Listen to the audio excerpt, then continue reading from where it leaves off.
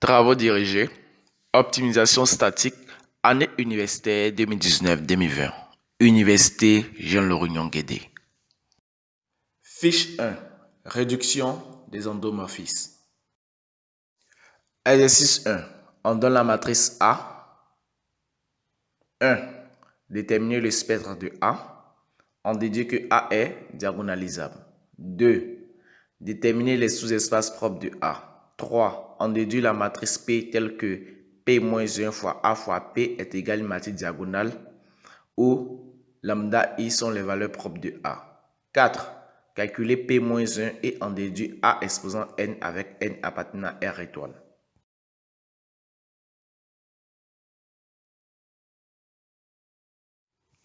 Question 1. Déterminer le spectre de A. On déduit que A est diagonalisable.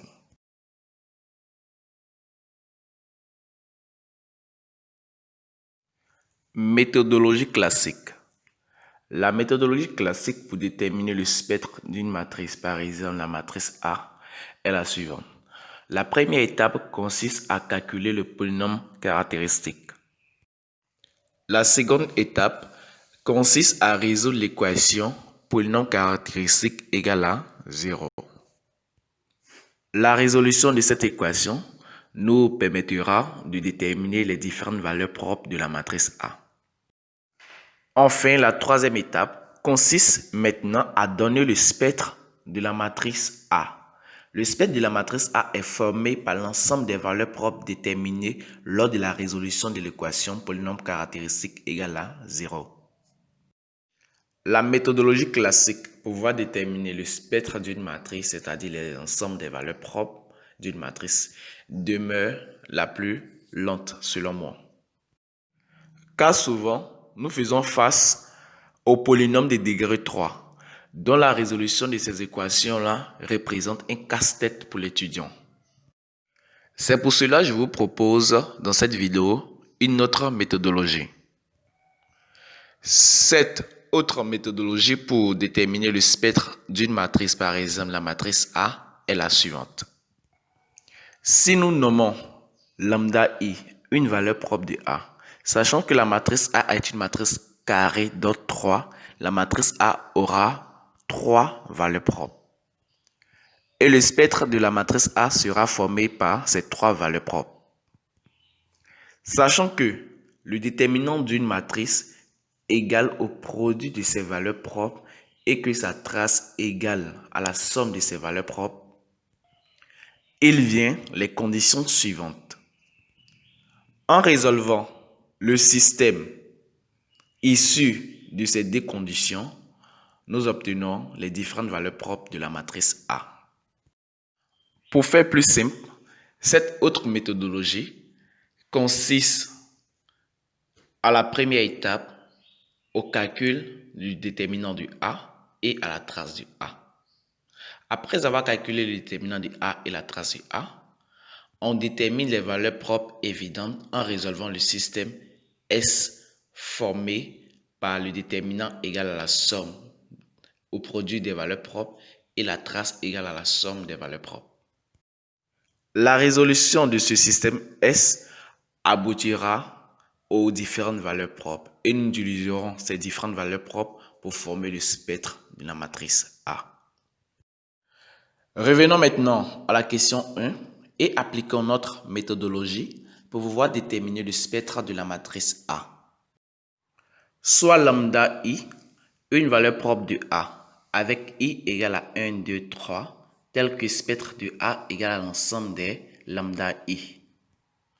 Pourquoi I varie de 1 à 3? C'est parce que la matrice A est une matrice carrée d'ordre 3. Donc la matrice A aura 3 valeurs propres, lambda 1, lambda 2 et lambda 3. On sait que le déterminant d'une matrice égale au produit de ses valeurs propres et que sa trace égale à la somme de ses valeurs propres. Donc il vient les conditions suivantes. Déterminant de A est égal au produit de ses valeurs propres et la trace de A est égale à la somme de ses valeurs propres, ce qui forme le système S. En calculant le déterminant de la matrice A, nous trouvons déterminant de A égale à 4. Et en calculant la trace de la matrice A, nous trouvons trace égale à 5. Je rappelle que la trace correspond à la somme des éléments que je trouve sur la diagonale principale, c'est-à-dire 1 plus 3 plus 1 est égal à 5. Vous pouvez aussi constater que le déterminant de la matrice A a été calculé à partir d'un tableau. Si vous êtes intéressé par cette nouvelle manière de calculer le déterminant à partir d'un tableau, vous pouvez visiter notre chaîne YouTube où vous trouverez une vidéo concernant le calcul des déterminants. La résolution du système S après avoir déterminé la valeur du déterminant et celle de la trace passe par un tableau. Un tableau a deux colonnes. La première colonne porte les combinaisons des valeurs propres qui sont égales au déterminant de la matrice A et la seconde colonne porte les différentes combinaisons des valeurs propres qui sont égales à la trace. Pour pouvoir trouver cette combinaison, nous décomposons le déterminant en nombre premier, en facteur de nombre premier. 4 est égal à 2 fois 2 fois 1. La trace est égale à 2 plus 1. Donc, nous en déduisons par là que les valeurs propres sont 2, 2 et 1. Cette manière de pouvoir résoudre le système afin de déterminer ces différentes valeurs propres est plus expliquée dans l'une de nos vidéos où nous avons déterminé les valeurs propres de plus de 10 matrices. Donc, si vous êtes intéressé par cette manière de pouvoir résoudre le système afin de déterminer facilement les valeurs propres, je vous laisse le lien sous la vidéo. Après avoir trouvé la combinaison des valeurs qui vérifie à la fois le déterminant et la trace de la matrice A, nous pouvons dire que le spectre de A est 1, 2. Avec KI, l'ordre de la multiplicité algébrique de la valeur propre correspondante, tel que K1 égale à 1 et K2 égale à 2. C'est-à-dire que la valeur propre 1 se répète une fois et la valeur propre 2 se répète deux fois. On dira que 1 est une valeur propre simple et 2 est une valeur propre double. Après avoir trouvé les différentes valeurs propres, discutons sur la diagonalisation de la matrice A.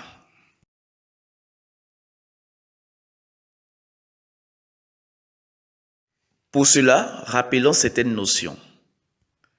Si KI est l'ordre de la multiplicité algébrique de la valeur propre lambda I et E lambda I est le sous-espace propre de A associé à valeur propre lambda I, nous avons trois cas de figure.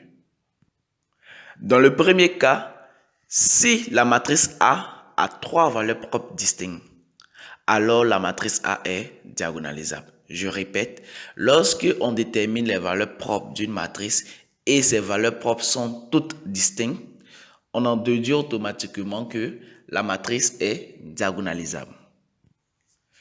Le troisième cas. Dans le troisième cas, si la matrice A une valeur propre triple, alors la matrice A est trigonalisable.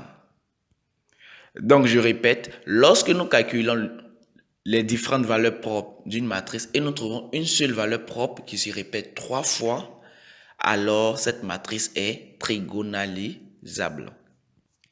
On peut dire que c'est le deuxième cas qui nous emmène à une discussion. Dans le deuxième cas, si la matrice A une valeur propre simple et l'autre double, qu'est-ce qui se passe? On ne peut pas conclure directement. On doit partir d'abord déterminer la dimension du sous-espace propre de A associé à cette valeur propre lambda I et comparer l'ordre de la multiplicité algébrique de la valeur propre lambda I à celle de la dimension du sous-espace propre de A associé à la valeur propre lambda I. Si KI égale la dimension de EI, on a conclu que la matrice est diagonalisable. Si KI différent de dimension EI et lambda I, on en conclut que la matrice est trigonalisable. Après avoir vu ces différentes notions, revenons à notre discussion sur la diagonalisation de la matrice A. On sait que le spectre de A, SP de A égale à 1, 2. Avec K, l'ordre de la multiplicité algébrique de la valeur propre correspondante, tel que K1 est égal à 1 et K2 est égal à 2. C'est-à-dire, nous faisons face à une valeur propre simple, lambda 1 égale à 1, et à une valeur propre double, lambda 2 est égal à 2. Conclusion de la discussion. On ne peut pas conclure directement sur la diagonalisation de la matrice A, puisque nous nous trouvons dans le deuxième cas, où la matrice admet une valeur propre simple et une valeur propre double. On ne peut pas conclure directement. Il faudra déterminer les dimensions des sous-espaces propres et comparer ces dimensions-là à l'ordre de la multiplicité algébrique de la valeur propre correspondante. Si en comparant, on trouve que la dimension est égale à l'ordre de la multiplicité algébrique, on conclura que la matrice est diagonalisable. Si on trouve que l'ordre est différent de la dimension, on en conclut que la matrice n'est pas diagonalisable, mais plutôt trigonalisable.